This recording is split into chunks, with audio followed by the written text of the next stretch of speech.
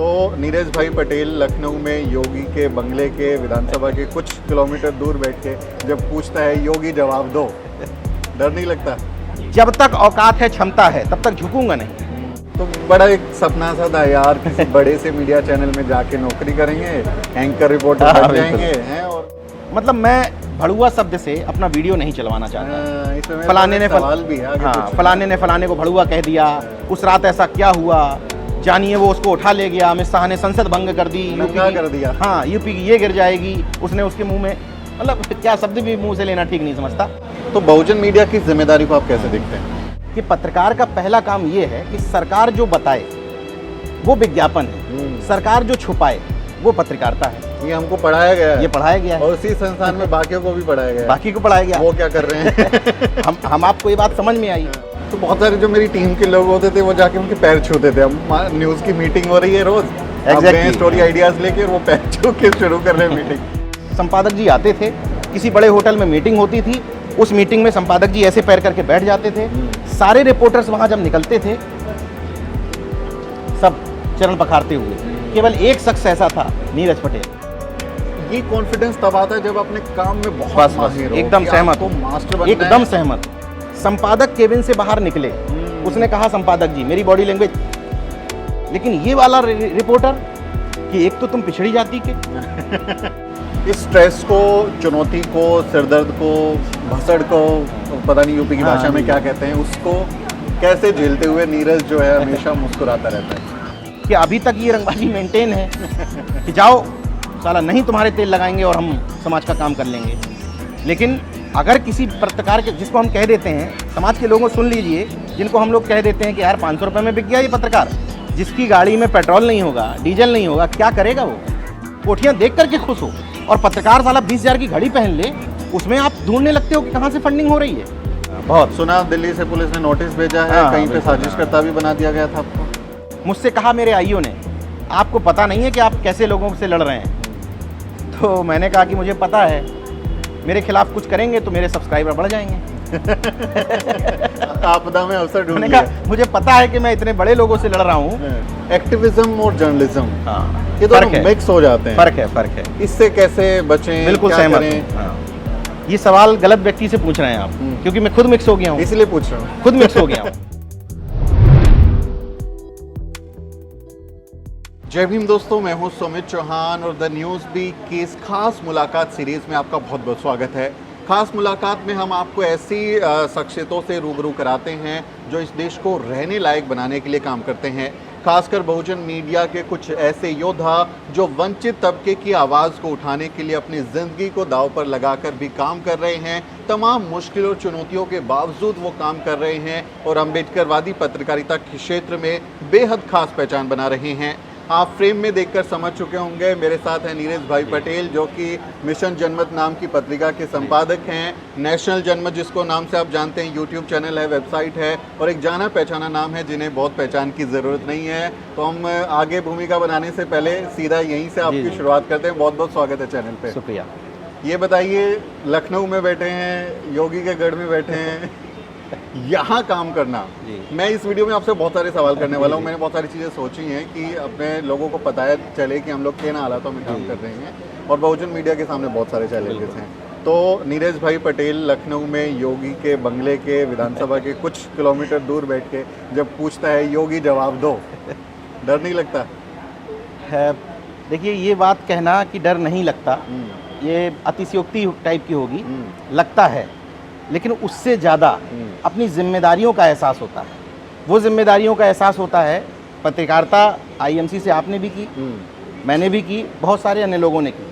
उन्होंने पत्रकारिता को क्या समझा मैं ये नहीं जानता हूँ, लेकिन मैंने पत्रकारिता को ये समझा कि पत्रकार का पहला काम ये है कि सरकार जो बताए वो विज्ञापन है, सरकार जो छुपाए वो पत्रकारिता है। ये हमको पढ़ाया गया है, ये पढ़ाया गया है, और उसी संस्थान में बाकियों को भी पढ़ाया गया है। बाकी को पढ़ाया गया। वो क्या कर रहे हैं? हम आपको ये बात समझ में आई तो हम आप लगातार सवाल कर रहे हैं। डर से ज़्यादा महत्वपूर्ण बात ये है कि मैं संवैधानिक बात कर रहा हूँ। कभी भी किसी भी अपने न्यूज़ में योगी जी शब्द का इस्तेमाल करता हूँ, मोदी जी शब्द का इस्तेमाल करता हूँ। वो जैसे प्रदेश के मुख्यमंत्री हैं, देश के प्रधानमंत्री हैं, मेरे भी हैं, मैं भी इसी देश का नागरिक हूँ, लेकिन एक पत्रकार होने के नाते मेरी जो जिम्मेदारियां बनती हैं उनसे सवाल पूछने की, तो सवाल करूंगा। मैं तार्किक व्यक्ति हूं, मानववादी व्यक्ति हूं, रेशनल सोच रखता हूं। तो जब सरकारें धर्म में इन्वॉल्व होकर के इस तरीके से पाखंडवाद को बढ़ावा देंगी तो डर के आगे जीत है। मैं सवाल जरूर करूंगा। मेरा छोटा बच्चा है, कबीर उसका नाम है। कभी कभी लगता है कि अगर मैं 13-14 दिन के लिए चला जाऊंगा तो कबीर बार बार पूछेगा कहाँ गए।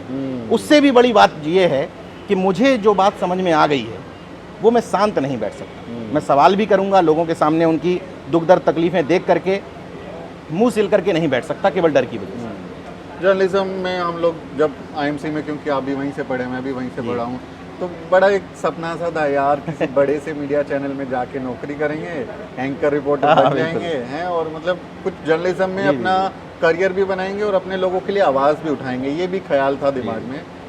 मेन स्ट्रीम में कैसा अनुभव रहा आप, क्योंकि कई अखबारों में, बड़े बड़े संस्थानों में काम कर चुके थे, क्या अनुभव रहा? फिर अपना मीडिया कैसे शुरू हुआ? अनुभव तो बहुत लंबा हो जाएगा, लेकिन शॉर्ट में बताता हूँ। हिंदुस्तान न्यूज़पेपर से शुरुआत हुई, कैंपस प्लेसमेंट हुआ हम लोगों का 6 लोगों का। हम 2 लोगों को पहले दिल्ली रखा गया, उसके बाद 2 लोगों को अलग अलग संस्करण में भेज दिया गया। तो मुझे और मेरा एक मित्र है अंकित फ्रांसिस, हम लोगों को आगरा संस्करण में भेजा गया जी। तमाम चुनौतियां रहीं, कुछ अच्छे लोग भी मिले, बुरे लोग भी मिले।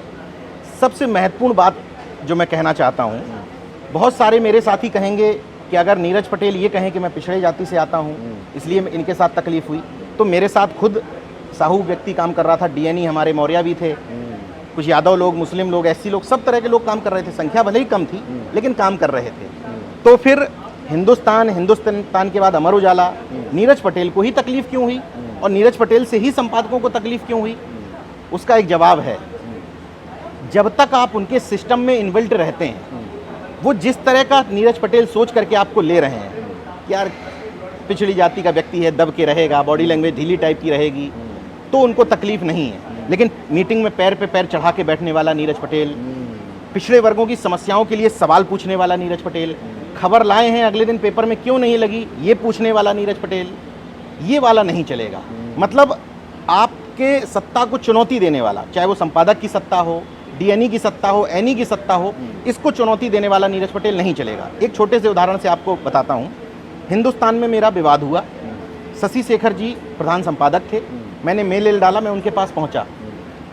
35 मिनट की बातचीत में शुरू के 5 मिनट उन्होंने जो मुझसे कहा, तो किसी भी नवोदित पत्रकार के लिए वो बातें थी कि वो एकदम ख़त्म। आईएमसी से पढ़ के आने वाले लोग क्या समझते हो तुम लोग पत्रकारिता को, 2 मिनट में कैरियर ख़त्म कर दूंगा, मतलब जो कुछ कह सकते थे उन्होंने कहा। लेकिन मेरी इच्छा शक्ति मजबूत रही है, मेरे पास बैकअप नहीं था कहीं से, लेकिन इच्छा शक्ति मजबूत थी, अपने जो भी काबिलियत थी उस पर भरोसा था। उनके 5 मिनट के ज्ञान देने के बाद मैंने अगली लाइन शुरू की, तो सर मेरी बात सुन लीजिए।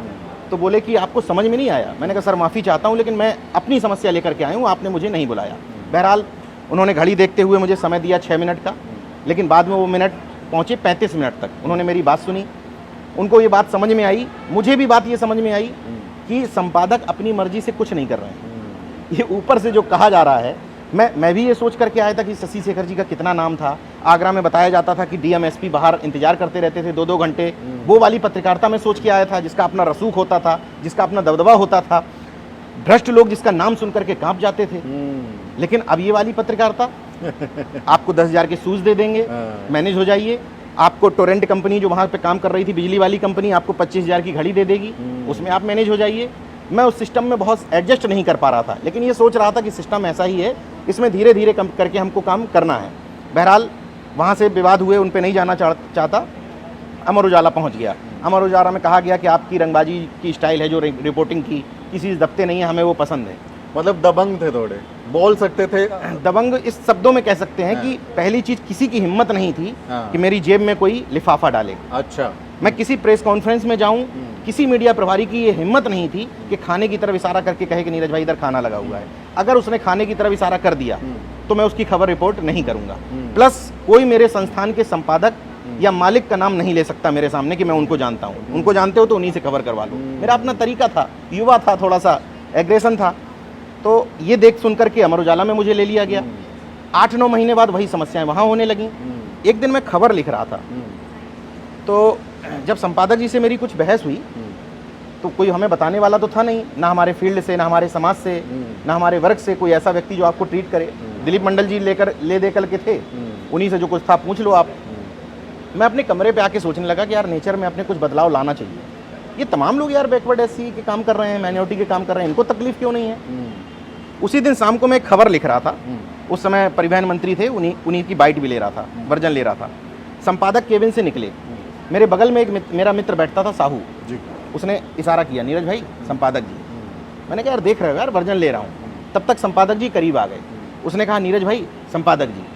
संपादक जी आगे निकल गए, मुझे मेरी बात का उत्तर मिल गया कि मुझसे तकलीफ क्यों है। संपादक केबिन से बाहर निकले, उसने कहा संपादक जी, मेरी बॉडी लैंग्वेज, सैल्यूट वाली बॉडी लैंग्वेज डरी हुई टाइप की होनी चाहिए, कोई खौफनाक चीज बाहर निकल आई है, कोई एकदम टेरर वाला आदमी निकल आया है। लेकिन ये वाला रिपोर्टर कि एक तो तुम पिछड़ी जाति के, दूसरी चीज तुम अपनी चीजों को लेकर के लड़ते भी हो, मुद्दों पर बात भी करते हो, और तुम मेरे सामने तुम्हारी बॉडी लैंग्वेज डर भी नहीं रही है, ये पैर पे पैर चढ़ा के बैठते हो मीटिंग में, ये वाली चीज बर्दाश्त नहीं होगी। मैं जब इंडिया न्यूज़ में था तो दीपक चौरसिया हमारे एडिटर थे, यशवंत राणा मैनेजिंग एडिटर थे, तो मैं बहुत बार देखता था कि मैं दीपक चौरसिया के शो का लीड प्रोड्यूसर था, उनका प्राइम टाइम शो करता था, तो बहुत सारे जो मेरी टीम के लोग होते थे वो जाके उनके पैर छूते थे। हम न्यूज़ की मीटिंग हो रही है रोज़, exactly. स्टोरी आइडियाज़ लेके और वो पैर छू के शुरू कर रहे हैं मीटिंग। ऐसा कभी हुआ कि आपके आसपास के लोग जो पैर वैर छू रहे हों और वो एकदम जो कहते हैं ना कि चाटुकारिता की सारी हदें पार हो गई हैं, उस समय क्या दिमाग में कुछ आया था, हुआ कभी ऐसा? हिंदुस्तान पेपर में जो आज भी लोग हैं, चूंकि शशि शेखर जी आज भी प्रधान संपादक हैं, किसी की भी हिम्मत, संपादक की हिम्मत शशि जी कहने की नहीं थी, आज भी नहीं होगी, दावे के साथ कह रहा हूँ, बिग बॉस। अच्छा, बाकी सारे रिपोर्टर्स आगरा के टाइगर और संपादक बिग बॉस। अगर मैंने शशि जी मीटिंग में कह दिया तो ये अपमान कर दिया उनका। जब आते थे शशि शेखर जी, देखिए किस तरह का आवरण ओढ़ लिया है। मैं संपादक क्या सोचता था अपने मन में कि संपादक का मतलब होता होगा कि वो स्टोरी आइडिया डिस्कस करेगा हमसे, वो हमारी खबर पे कहेगा कि अरे यार ऐसी हेडिंग लगाओ, ऐसा ये करो। लेकिन संपादकों का इतना रवैया चेंज हो गया था कि मीटिंग में बैठ करके सीरियल की बातें हो रही हैं, वो हीरोइन ऐसी दिखती है, वो ये दिखता है, ये टीवी सीरियल।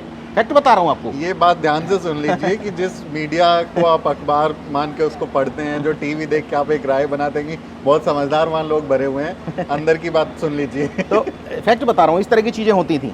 तो शशि जी जब मीटिंग में आते थे तो उनको हमारा क्राइम रिपोर्टर रिक्वेस्ट हाथ पैर जोड़ करके एसपी से कहता था, सर एक गाड़ी लगवा दीजिए पुलिस की। अच्छा, मतलब एक पेपर के संपादक को गाड़ी की ज़रूरत है पुलिस के प्रोटोकॉल की, और वो भी मिल नहीं रहा है।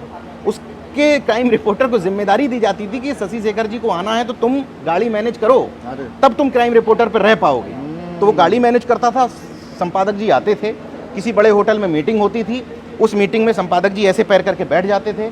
सारे रिपोर्टर्स वहां जब निकलते थे सब चरण पखारते हुए, केवल एक शख्स ऐसा था, नीरज पटेल, जो उनके चरण नहीं पखारता था, अपमानित करने के लिए नहीं, रिस्पेक्ट करता था। मेरे प्रधान संपादक थे, हाथ जोड़ करके नमस्ते करता था। यही मेरे संस्कारों में था, क्योंकि मैं अमूमन भी कोशिश करता हूँ। अभी ये देखिए, हम लोग पुरानी सिस्टम को सारे नहीं तोड़ सकते, लेकिन ये खुल करके कह रहा हूँ कि पैर छूने की परंपरा को मैं मनुवादी व्यवस्था मानता हूँ। बिल्कुल बिल्कुल। मैं नहीं चाहता हूँ कि कोई मुझसे छोटा है मेरे भी पैर छुए, मैं नहीं चाहता हूँ। बिल्कुल बिल्कुल। गंदे पैर कहाँ से आया है, कैसे आप गंदगी में हाथ लगा रहे हो, मैं गंदगी की बात भी नहीं कर रहा हूँ। तो आपको औकात दिखाने की हैसियत की तरह से है ना कि एकदम इसको उसी तौर पे इस्तेमाल किया गया था और हम लोगों ने उसको कैरी कर लिया। अगर ऐसा है कि वो परंपरा है तो ब्राह्मण अपने बच्चों को ये परंपरा क्यों नहीं सिखाते हैं? तब तुम परंपरा को अपने घर में सीमित करके क्यों रखते हो? पड़ोस में भी रहने वाला ब्राह्मण, जिसके आपसे कहेंगे आपसे 30 साल से अच्छे रिलेशन है, आपके हर सुख दुख में शामिल होने वाले लोग भी, उनका बच्चा जब बाहर से आएगा कहीं बाहर पढ़ने वाला, आपके फादर आपके पेरेंट्स बाहर बैठे होंगे तो पैर नहीं छुएगा। आपके पिता ही, आपके माता पिता आपको ये समझाएंगे कि यार बगल वालों के छू लिया करो। तो ये जो पैर छूने वाली परंपरा है बाकी लोगों ने शुरू की, मैंने नहीं छुआ तो मैं टारगेट में था कि कौन शख्स है। Same here. ये सबके साथ होता है। सीधी बात है, हमारे आपके उससे एक बात क्लियर हो जाती है कि हम आप ये नहीं कह रहे हैं कि हमारी आपकी जाति की वजह से हम प्रताड़ित थे। हम उस जाति में होने के बावजूद उनकी सत्ता को चुनौती देते थे, चैलेंज करते थे, इसलिए प्रताड़ित थे और प्रताड़ित नहीं थे। हाँ, ये भी एक बात कह रहा हूँ आपसे, जब किसी को ये पता चल जाता है कि ये आदमी मुद्दे में क्लियर है, खुल के बोल रहा हूँ, मेरे साथ संस्थानों में काम करने वाले लोग इस बात को तस्दीक करेंगे, हिंदुस्तान, अमर उजाला, एक दिन के लिए Dainik Jagran, India today, news nation, किसी संपादक की कितना भी तुर्रम खा रहा हो, हिम्मत नहीं हुई मुझे सार्वजनिक तौर पर डांटने की। अगर मेरे खिलाफ कुछ जाती भी थी बातें, इसी टाइप की जाती थी कि अरे वो तो अपनी चलाता है, अपनी ये करता है, ये कभी आज तक शिकायत नहीं गई कि खबर छोड़ दी है। केवल एटीट्यूड ठीक नहीं है। इस चीज़ पे मैं मतलब अपने और दर्शकों को एक चीज़ और दूसरी तरफ जी, लेके जी। जाना पड़ूंगा, जो काम की बात है। जी। ये कॉन्फिडेंस तब आता है जब अपने काम में बहुत बस बस माहिर हो, एकदम कि सहमत आपको हूँ, मास्टर बनना एकदम है। सहमत हूँ। इस पे क्या मतलब सलाह होगी कि भाई लड़ तभी पाओगे जब एकदम मेरिट का जो है रोनर होते हैं ना, एकदम झंडा गाड़ दो। एक नाम आपसे नहीं लूँगा, बहुत चर्चित नाम है, उनको बहुत मानता हूँ अंदर से, लेकिन मेरा उनका सिर्फ एक बात में मत भिन्नता हमेशा रही है। वो कहते थे कि बहुजन मीडिया में पत्रकारों की संख्या बढ़ानी है, मैं कहता था क्वालिटी बढ़ानी है। वो कहते थे खबरों की संख्या बताओ, मैं कहता था कि खबरों की संख्या नहीं बढ़ाऊंगा, मगर नेशनल जनमत पर डलने वाली खबर, चाहे वेबसाइट पे पड़ी हो, बहुत सम्मान के साथ ये बात कह रहा हूँ आज कि नेशनल जनमत पर पढ़ने वाली खबर आज तक डिलीट करने की नौबत नहीं आई। मुझसे लगातार कहा जाता था, जब मैंने न्यूज़ नेशन छोड़ा, अपनी नेशनल जनमत वेबसाइट शुरू की, लगातार कहा जाता था यार और लोगों को देखो, दिन में इतनी खबरें डालते हैं, इतना ये करते हैं। लेकिन मैं हमेशा इस बात का हिमायती हूँ कि आप 150 लोगों की भीड़ भर लीजिए, उनके मुकाबले 5 काबिल लोगों को भर लीजिए, वो आपके उन 1,500 मनुवादियों पर ज़्यादा भारी पड़ेंगे। इसलिए पता नहीं लोग क्या सोचते हैं, लेकिन मेरा ये मानना है कि आपको उनको चुनौती देने के लिए ज़्यादा काबिल होना पड़ेगा। रोना रोने से काम नहीं बनेगा। हम आप इस बात के उदाहरण हैं, हमें रोक नहीं सकते हो, अड़ंगा तो लगा सकते हो, कहाँ रोक पाए हमें आपको? अड़ंगा लगाया। हाँ, ये बात है कि उनके पास जो सिफारिश होगी, अब नाम क्या लेना किसी का, वो इंडिया टुडे का एक टॉप बन जाएंगे लल्लन टाइप का। अगर जब उनके पास जुगाड़ होगी, नेटवर्किंग होगी, उनके पास ये कहने वाला होगा कोई सही कलीपुरी से कि करवाइए, मैं हूँ।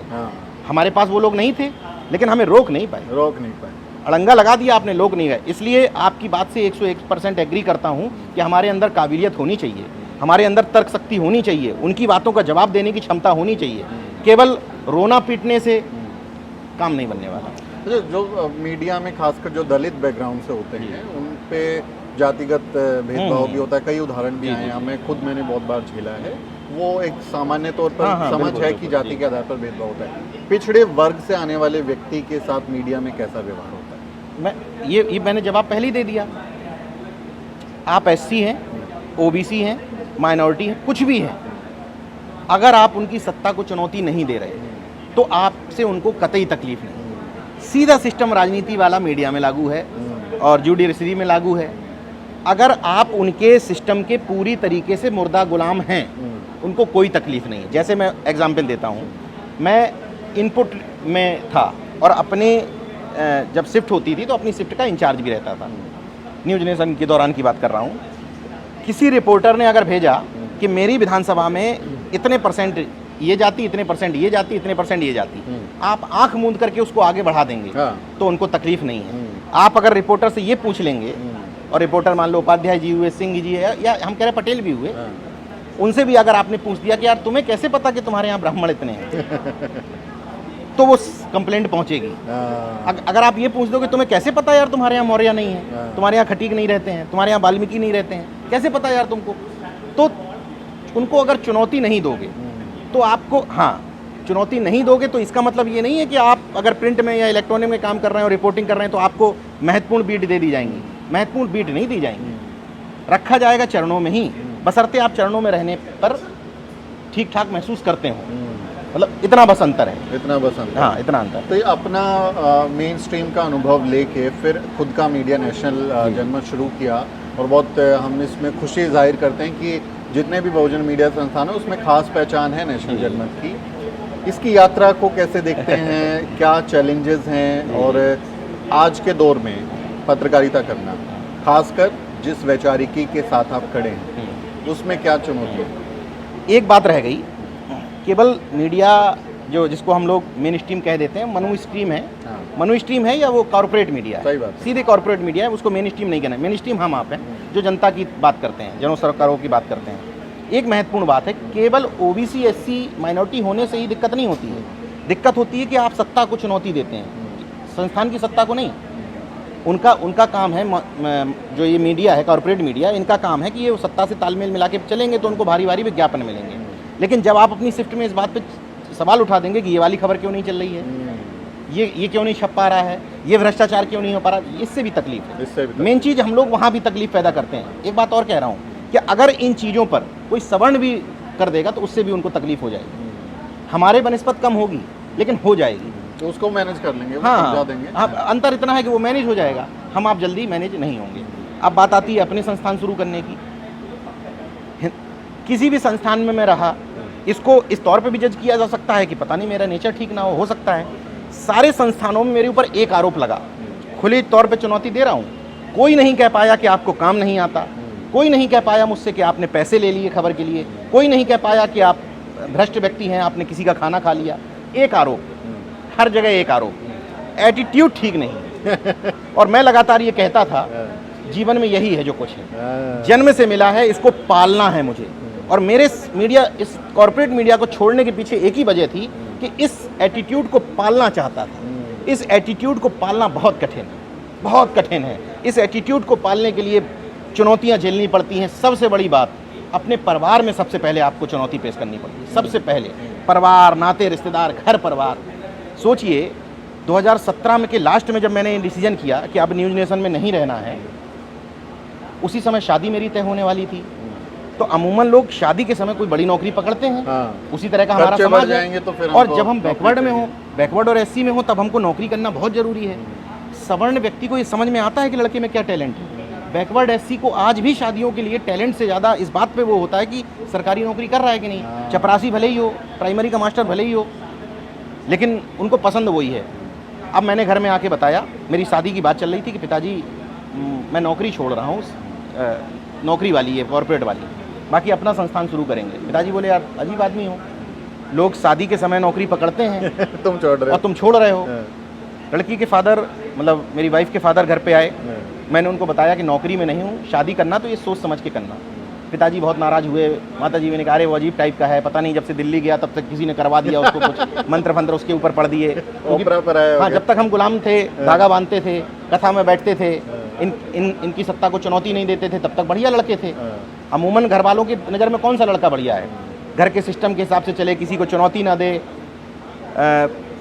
अपना घर के सिस्टम से शादी कर ले, नौकरी बैठ जाए, नाते रिश्तेदारियां करे, समाज को छोड़ दे, तो लड़का बढ़िया है। तो हम तो लगातार चुनौती दे रहे थे, तो लड़का ठीक नहीं था।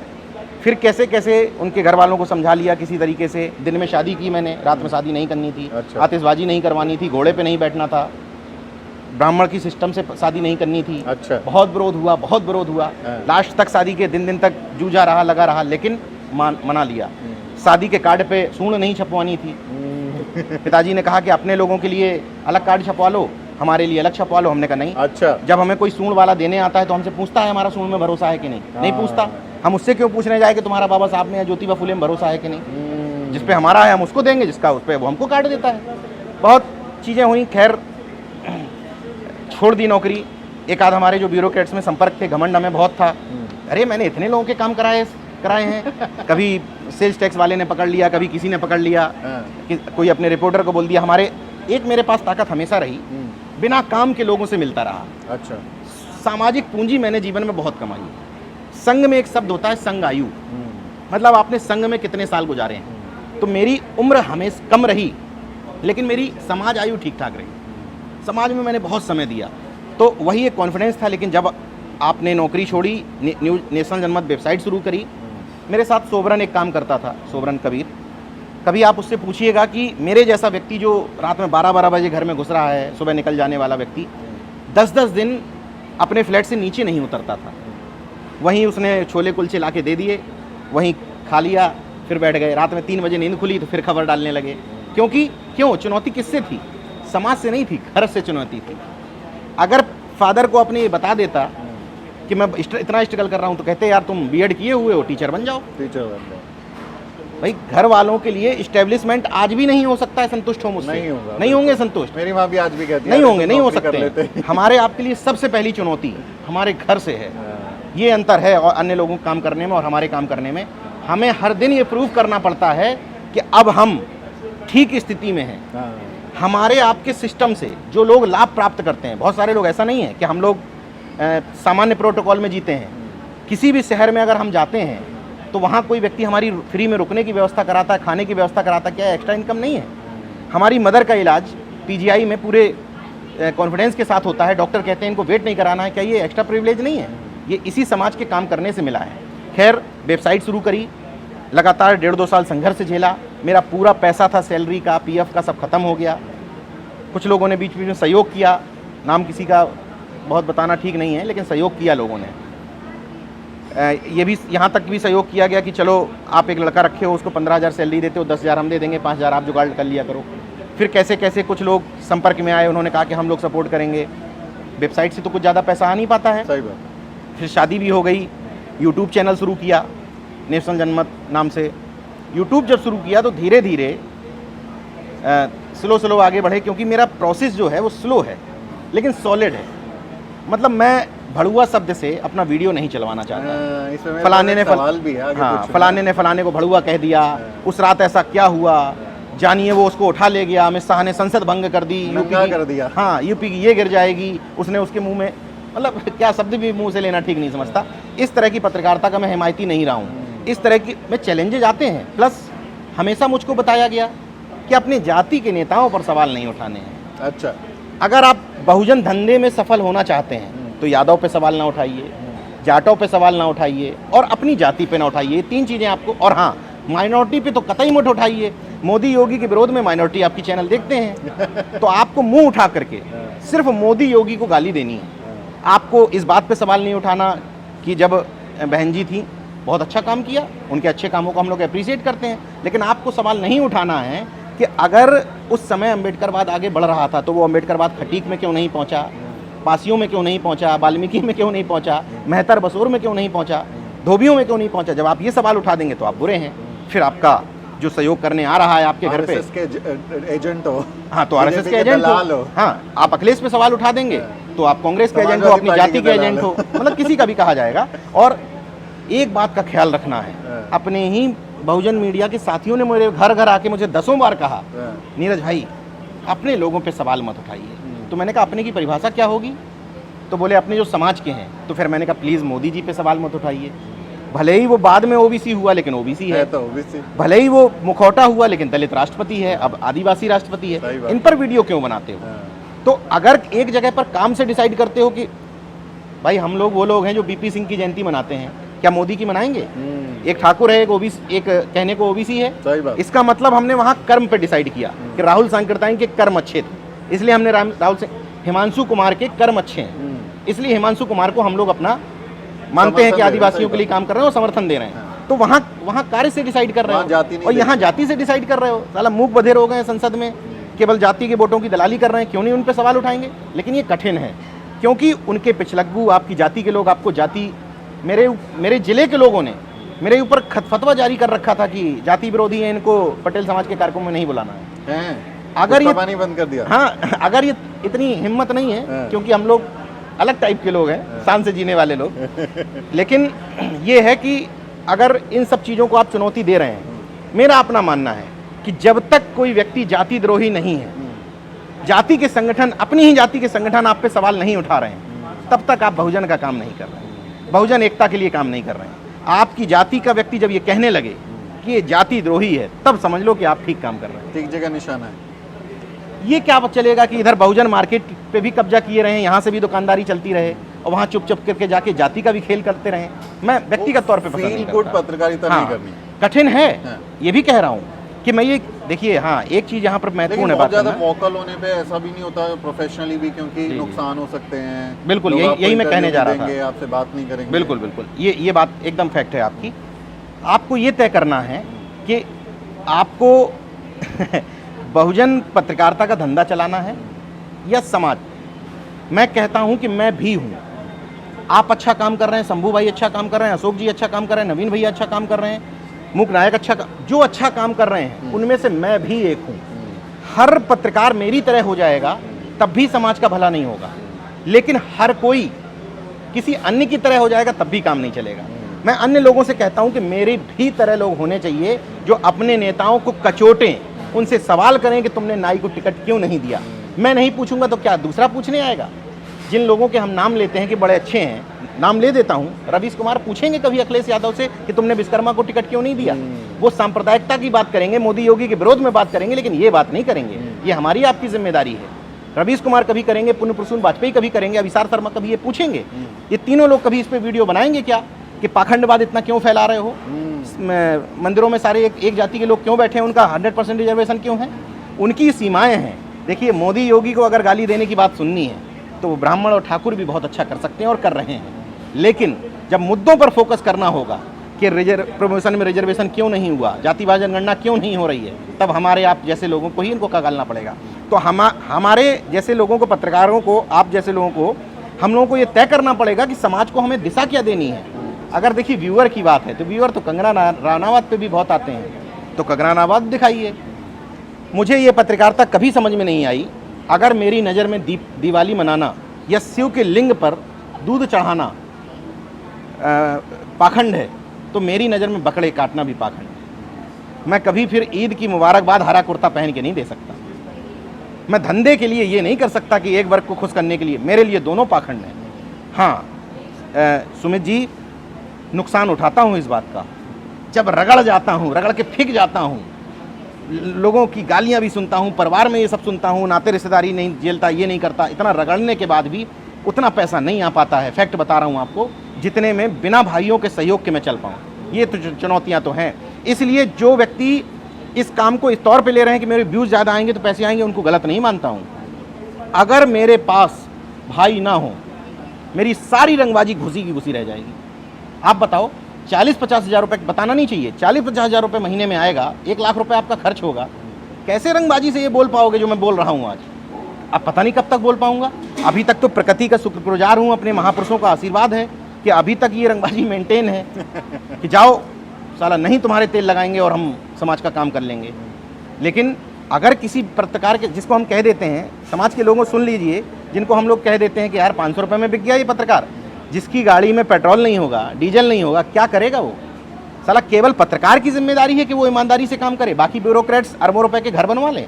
बाकी सारे नेता जिनको आप एक बार विधायक बनाते हैं वो 5-5 कोठियाँ ले लें, उनमें आप खुश हो, कोठियाँ देख करके खुश हो। और पत्रकार साला 20 हज़ार की घड़ी पहन ले, उसमें आप ढूंढने लगते हो कि कहाँ से फंडिंग हो रही है। मतलब हमारे ठीक से रहने में, हम ठीक से चल लें, अच्छी गाड़ी से चल लें, अच्छे कपड़े पहन लें, उसमें तकलीफ है। जिन लोगों को सम्मान दे रहे हो, पत्रकारों को कब से सम्मान देना शुरू किया इन ओबीसी एससी के लोगों ने? जिंदगी भर आप लोगों ने केवल ब्यूरोक्रेट्स को बुके दिया और उन नेताओं को 20-20 किलोमीटर दूर से रिसीव किया। और ठेका पत्रकारों पर है। तुम ही ईमानदार रहो, तुम मुकदमे भी झेलो, तुम जेल भी चले जाओ, तुम आंख में आंख मल कर सवाल भी करो, और हमसे और ज़्यादा वो हैं। अगर पिछड़े वर्ग के, एससी वर्ग के किसी व्यक्ति को रास्ता दिखा दिया तो इमला बोल करके उसको एप्लीकेशन भी लिखानी पड़ेगी फ़ोन पे। ये भी हमारी आपकी ठेका और चुनौतियाँ हैं। इन सब चीज़ों में हम लोग काम कर रहे हैं, लेकिन इच्छा शक्ति मजबूत है। जब तक प्रकृति साथ देगी। मेरा तरीका दूसरा है। आज हम गाड़ी में घूम रहे हैं, कोशिश करेंगे, हो सकता है कि जब सहयोग डाउन हो जाए एकदम से, तो हो सकता है छोटी गाड़ी में चलने लगे, हो सकता है बाइक से चलने लगे। जब तक औकात है, क्षमता है, तब तक झुकूंगा नहीं। ऐसे ही काम देखिए, जज्बा देखिए, जब तक औकात है भाई झुकेंगे नहीं। बिल्कुल नीरज भाई, मतलब जो हम काम करते हैं, कभी कभी ये सवाल मैं खुद से भी करता हूँ कि एक्टिविज्म और जर्नलिज्म, ये दोनों मिक्स हो जाते हैं। फर्क है। इससे कैसे बचें? बिल्कुल सहमत हूं। ये सवाल गलत व्यक्ति से पूछ रहे हैं आप, क्योंकि मैं खुद मिक्स हो गया हूँ। इसलिए पूछ रहा हूँ। खुद मिक्स हो गया हूँ। खुद मिक्स हो गया हूँ और सोचता हूँ मैं कि इससे मेरा काम प्रभावित होता है। बिल्कुल फैक्ट है, काम प्रभावित होता है। हमारे पास ले दे के जो धंधा है वो यही है कि भाई लोगों की समस्याएं उठानी है, वीडियो डालना है, उस वीडियो पे व्यूज आएंगे, उससे जो गूगल सेंस से पैसे जनरेट होंगे वो हमें मिलेगा, उससे हमारा रोजी रोटी चलेगी। मिशन जनमत में सरकारी हम ऐड ले नहीं सकते। कोशिश की थी कि इसको थोड़ा दूसरे तरीके से रखेंगे, लेकिन ये दिमाग बर्दाश्त ही नहीं कर पाता है। तो फिर उसमें मुद्दे घुसे तो सरकारी विज्ञापन मिलेगा नहीं, और नहीं मिलेगा। तो ये बात एकदम फैक्ट है कि हम लोग कहीं ना कहीं कंप्रोमाइज़ फिर करने लगते हैं अपनी पत्रकारिता से। तो वही मैं कह रहा हूँ कि हर व्यक्ति हमारी तरह हो जाए वो भी ठीक नहीं है। लेकिन क्यों मैं ज़रूरी मानता हूँ, कितने लोग हैं जो मंचों पर पहुँच करके ये कहें कि यार अंबेडकर को पूजो मत, उनको अगरबत्ती ना दिखाओ, यार रामस्वरूप वर्मा यार अर्जक संघ चलाते थे, यार रामस्वरूप वर्मा को टीका ना लगाओ, यार रामस्वरूप वर्मा को अगर जयंती मना रहे हो तो यार धागा पहन के ना मनाओ यार। सही बात है, अगरबत्ती दिखा रहे हो। तो मैं जब ये अपना भूमिका सोच लेता हूँ तो मैं सोच लेता हूँ यार कौन बताएगा यार जा करके। तो फिर कंप्रोमाइज़ कर लेता हूँ अपने धंधे से, असली धंधे से, कि ठीक है हमारी ये भी तो जिम्मेदारी बनती है। क्या उनके जो तथाकथित पत्रकार हैं उनके पास चूँकि माध्यम है, वो देखिए कितना शार्पनेस है, वो जिसको पत्रकारिता कहते हैं वहाँ अपना एजेंडा बीच में इन्वॉल्व करते हैं। हमारी आपकी मजबूरी है, चूँकि हमारे पास संसाधन इतने ज़्यादा नहीं है, इसलिए हम लोगों को खुल के आना पड़ता है। ये अंतर है। वो पत्रकारिता में बीच में अपनी बात घुसेड़ देंगे। कैसे? जैसे चैनल चल रहा है उसमें वो कि ये मंत्र भी बता देंगे, बीच में किसी तांत्रिक को भी बैठा लेंगे, वो दिन का आपका वो भी बता देगा। किसी भी चैनल की शुरुआत होती है कि सोमवार को आपका दिन कैसा रहेगा, है ना, इसका ये कैसा रहेगा, फलाने कथावाचक का भी बता देंगे, मंदिरों में भीड़ कैसे लगी है, ये सब कर देंगे। तो उनका मुद्दा तो जस्टिफाई हो रहा है। जैसे जब आप ये कहते हैं, तमाम लोग ये सवाल उठाते हैं कि बहुजनों को ये अलग से बात क्यों करनी पड़ती है अपने महापुरुषों की। ये बात फैक्ट है कि ब्राह्मणों को या किसी भी ऐसी सक्षम जाति को ज़रूरत कहाँ है कि वो अपने महापुरुषों की मूर्तियाँ लगाने की अलग से बात करे। पहले तो सरकारी सिस्टम उनके साथ में है, उनको नाम मिल जाते हैं उनके महापुरुषों के। दूसरी चीज़, मंदिर बने तो हैं, मंदिर में आप जाइए, उनका काम हो रहा है। वो मंदिर में बैठा हुआ जो खुदा है वो उनका महापुरुष है, उनका क्योंकि ये जो गलत लोग कहते हैं हिंदू धर्म, ये ब्राह्मण धर्म है और उनको फैसिलिटेट करने के लिए बनाया गया है। हर एक सिस्टम इस धर्म का, इस ब्राह्मण धर्म का हर एक सिस्टम उनको ऐसा बनाया गया है कि उनको रोजी रोटी उपलब्ध कराए, उनको पैसा दे। आप कुछ भी करो, जीवन का कोई काम करो, कोई भी कर्म करो, उनको आपको पैसा देना पड़ेगा। तो यहाँ हम मिक्स नहीं करते हैं। हमारी मजबूरी है कि हम अपने समाज को जागरूक करने के लिए उनके बीच में जाएं। मतलब हमारी डबल जिम्मेदारी होगी, बिल्कुल बनती है हमारी जिम्मेदारी, बिल्कुल एक्टिविज्म भी। केवल हमारी जिम्मेदारी ये नहीं है कि हम वहाँ जाएं और माइक से लेके चले आएँ। क्यों? वजह समझिए। मैं जब हिंदुस्तान पेपर में था तो मेरी ड्यूटियाँ क्या लगाई गई? निषाद महासभा कवर करेंगे, प्रजापति महासभा कवर करेंगे, ये करेंगे। अच्छा। क्यों? वजह समझिए। इन महासभाओं में कोल्ड ड्रिंक भी नहीं मिलेगी आपको। आप अगर अग्रवाल महासभा कवर करेंगे तो गिफ्ट मिलेगा। निषाद महासभा कवर करेंगे तो आपको ना कोल्ड ड्रिंक मिलेगी और ना प्रेस नोट ढंग का मिलेगा। अब आप ये कहिए कि आप पत्रकार की हैसियत से गए हैं तो आपकी जिम्मेदारी है कि आप वहाँ जाइए और प्रेस नोट लेके लौट आइए।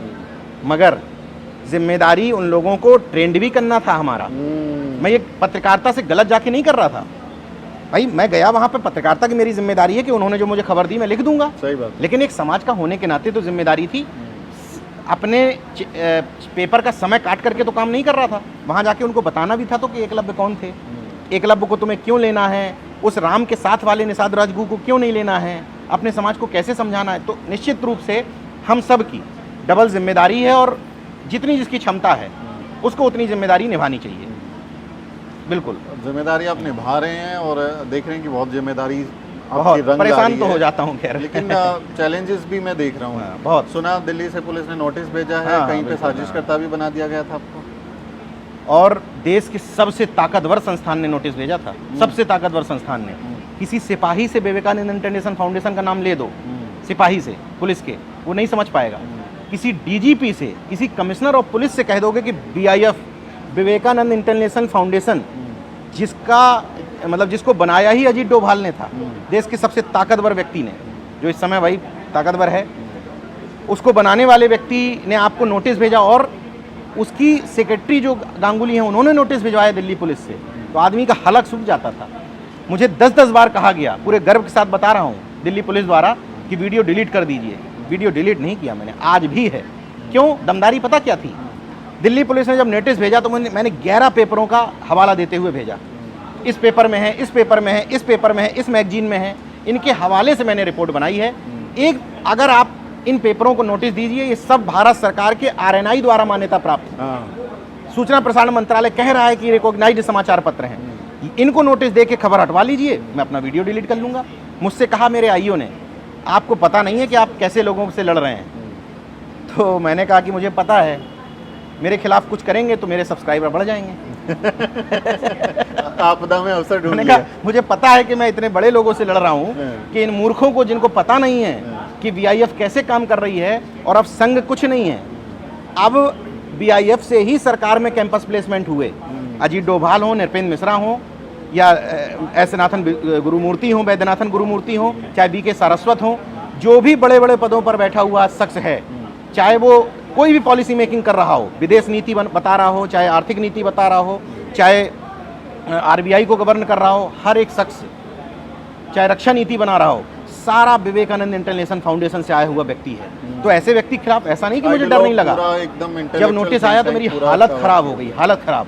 लेकिन मुझे एक अवसर लगा उसमें कि अगर मेरे खिलाफ वीआईएफ कुछ करता है तो समाज में मैसेज जाएगा कि वीआईएफ है क्या। और शायद ये मूर्ख जो महापुरुषों को पूजने में समय व्यर्थ कर देते हैं, शायद इन मूर्खों को जो जाति के आधार पर संगठन बना लेते हैं, शायद इन मूर्खों को समझ में आ जाए कि एक थिंक टैंक बनाने की ज़रूरत है।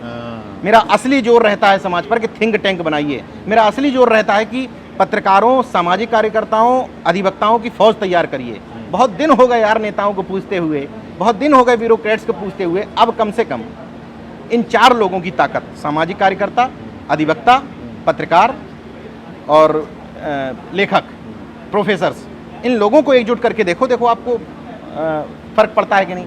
रतन लाल जी को बचाने वाले कोई ब्यूरोक्रेट्स थे क्या? किसी की हिम्मत थी मुंह से बोलने वाली?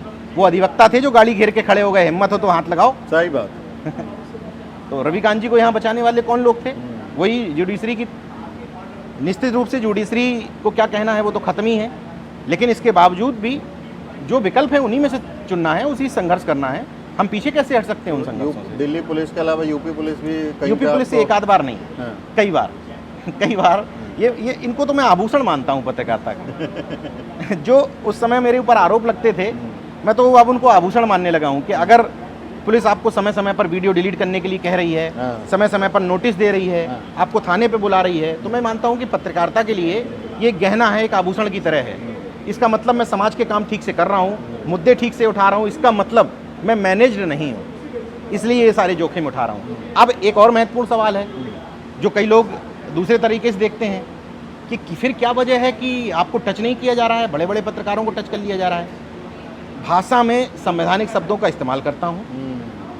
टिप सही है, सुन लीजिए। भाषा में संवैधानिक शब्दों का इस्तेमाल करता हूँ, प्लस सार्वजनिक तौर पर लोगों से अपील करता हूँ कि मैं हूँ, सुमित जी हैं, हम लोग थोड़ा चर्चित लोग हैं, हम लोगों के खिलाफ कुछ होगा तो बहुत सारे लोग आगे आ जाएंगे। बचा नहीं पाएगा कोई, लेकिन आगे आ जाएंगे।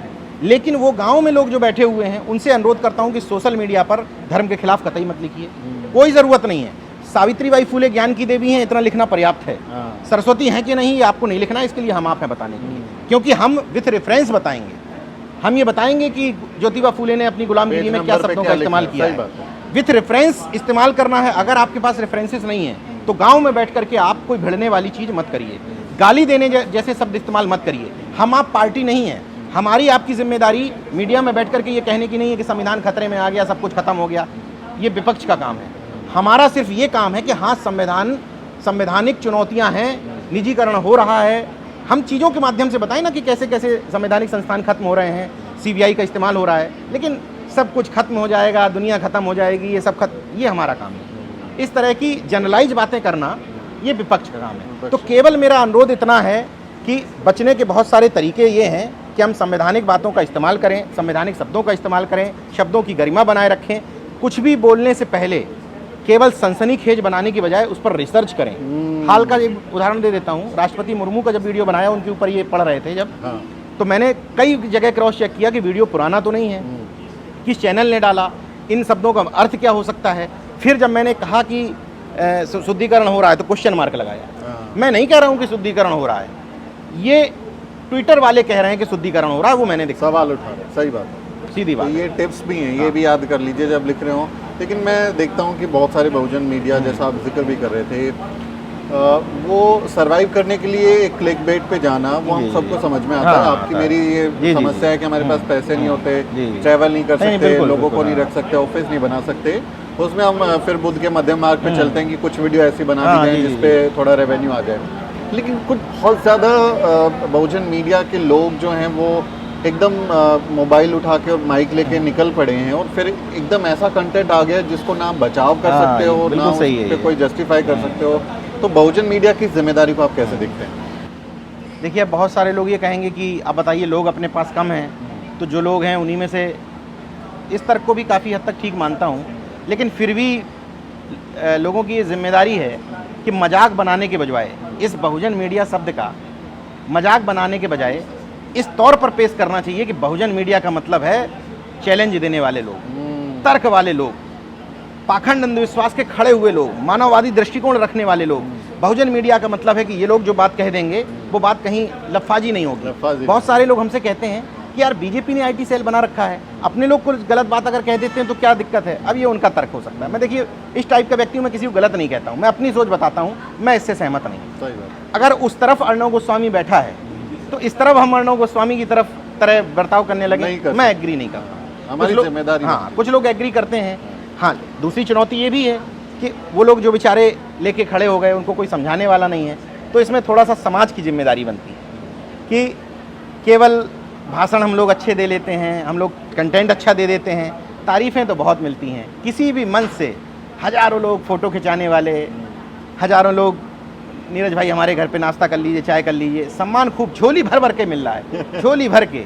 लेकिन सिर्फ सम्मान से नहीं होता, सम्मान से कॉन्फिडेंस आता है, सम्मान से काम करने का जज्बा मिलता है, लेकिन संसाधन भी तो कोई चीज़ होती है। सही बात।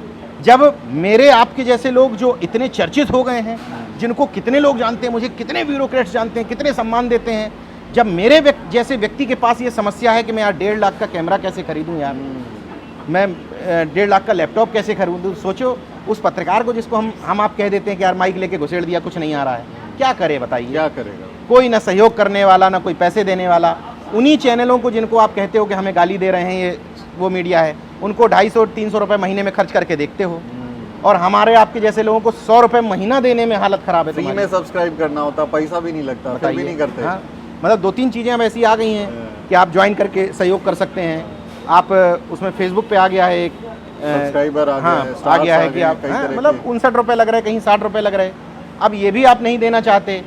जिम्मेदारी हमारी आपकी है, हम अच्छा कंटेंट दें, हम साफ़ सुथरे दिखें, हम बढ़िया से रहें, क्वालिटी मैनेज करें, हम सारे मुद्दे उठाएं, हर जगह पहुंच जाएं। यहाँ रेप हो गया, यहाँ बलात्कार हुआ गया, यहाँ गलत हो गया, नीरज भाई केवल ओबीसी के मुद्दे उठाते हैं, एससी वाले में नहीं गए। नीरज भाई उस एससी वाले में चले गए, उस जाति वाले में नहीं गए। नीरज भाई केवल ओबीसी एससी को उठाते हैं, माइनॉरिटी वाले में नहीं गए। ठेका है, सहयोग करना नहीं है। गाड़ी कैसे चल रही, डीजल में कौन डलवा रहा? हाँ, आरोप हैं। कभी अखिलेश जी हमारी गाड़ी में डीजल डलवा देते हैं, कभी अनुप्रिया पटेल डलवा देती हैं, कभी बसपा वाले डलवा देते हैं, कभी कांग्रेस वाले डलवा देते हैं। ये आरोप है। फुल रहती है। हाँ, गाड़ी 2 फ्लैट दिए हुए हैं, फलाने नेता ने 2 फ्लैट दे दिए, फलाने ने गाड़ी फुल करवा दी, फलाने ये करवा दिया। हम जानते हैं कि अगर महीने में 5 लोगों के फ़ोन आ जाते हैं कि नीरज भाई प्रोग्राम में आ जाइए, मुंह सूख जाता है ये बनाते हुए, टोल कितना लगेगा, इस रास्ते से जाएंगे तो इतना बच जाएगा, फलाने से कहलवा लें तो टोल बच जाएगा। कोई रास्ते में ऐसा है यार जो डीजल डलवा देगा? क्योंकि जो लोग कार्यक्रम कर रहे हैं 2.5-3 लाख रुपए खर्च करके, उनसे कह दो कि यार 5,000 रुपये डीजल के डलवा देना गाड़ी में, 4 जगह गा देंगे। अरे यार उन लोगों को बुलाना बेकार है यार, वो पैसे मांग लेते हैं। अरे गजब बात है यार। किसी मंत्री विधायक को बुलाओगे, उसके लिए 20-25 हज़ार रुपये खर्च करवा देगा, भाषण ठोक के चला जाएगा, जीवन में तुम्हारे ना मुद्दे उठाएगा ना तुम्हारे काम में आएगा। समझ लीजिए। और हम आप रगड़ रहे हैं, और हम आपसे ये उम्मीद की जाएगी कि अपना ही पैसा लगा के आओ, अपना एक कैमरा पर्सन लेके आओ, उससे हमारे वीडियो शूट करवाओ, वीडियो भी दिखाओ, लोगों को समझाओ भी, और चले जाओ। ये बढ़िया थैंकलेस थी जॉब बता दी मैंने, बट स्टिल मुझे लगता है बहुत जिम्मेदारी वाला काम है, क्योंकि आपके पास समय की कमी है। आखिरी सवाल मैं ले रहा हूँ, मेरे पास जब ये खबरें आती हैं, खासकर एट्रोसिटी की जो खबरें आती हैं, क्योंकि हम उस बैकग्राउंड से हैं, तो कभी कभी मैं बहुत परेशान हो जाता हूँ, कभी कभी थोड़ा ऐसा सिर दर्द हो जाता है, दवाई वाई खा के सोना पड़ता है। इस स्ट्रेस को, चुनौती को, सिरदर्द को, भसड़ को, पता नहीं यूपी की भाषा में क्या कहते हैं, उसको कैसे झेलते हुए नीरज जो है हमेशा मुस्कुराता रहता है? ये ठीक सवाल पूछा आपने। जैसे आपने कहा मैं दवाई खा लेता हूँ, कभी मुझे दवाई की ज़रूरत नहीं पड़ती। मैंने अपनी फ़िलॉसफी खुद गढ़ी है, तमाम सारे महापुरुषों को पढ़ा, बाबा साहब का गुलाम नहीं हूँ, रामस्वरूप वर्मा का गुलाम नहीं हूँ, जगदेव बाबू का गुलाम नहीं हूँ, किसी भी महापुरुष, किसी भी विचारधारा का गुलाम नहीं हूँ। सबको मानता हूँ, सबका अनुयायी हूँ। उन सब को पढ़ के समझ करके अपनी एक फ़िलॉसफी डेवलप की, और धीरे धीरे ये नहीं कि अब डेवलप हो गई, अभी भी डेवलप कर रहा हूँ, जीवन भर होती रहेगी। वो फ़िलॉसफी ये डेवलप की कि अगर हम बहुत ज़्यादा चिंतित हो जाएंगे, चिंतित मैं भी होता हूँ यार, ये चीज़ें हो रही, कभी कोई बता देता है यार फलाने मंत्री जी ने तुम्हारे खिलाफ लेटर लिखा है चैनल बंद करवाने के लिए, चिंता होती है कैसे यार झूठ बोल दूँ कि मैं डरता नहीं हूँ, कैसे कह दूँ नहीं डरता हूँ? क्या मुझे अपनी फैमिली की चिंता नहीं है? डरता हूँ, लेकिन स्ट्रेस से दूर कैसे रहता हूँ? मेरा अपने काम करने का तरीका है कि मैं टारगेट सेट नहीं करता। हो सकता है ये ख़राब तरीका हो, लेकिन मैं पता रिलैक्स कैसे रहता हूँ। जैसे हम आप अयोध्या गए कल, तो मैं पता क्या सोच के जाता हूँ कि वहाँ 2 लोग मिलेंगे जो मुझे सम्मान देंगे, तो 2 से ज़्यादा मिलने हैं तो मैं रिलैक्स हो जाऊंगा। जब आप टारगेट्स ये बना लेते हो कि मुझे 20 लाख सब्सक्राइबर करने हैं, 50 लाख करने हैं, तो आप उस रेस में भागते हो। उस रेस में भागते हुए गलत डिसीजन भी लेते हो, गलत तरीके से चीज़ें भी वो प्रमोट करते हो। मेरा टारगेट जीवन भर का है, मरने तक का। मुझे ऐसे ही रिलैक्स होकर काम करना है।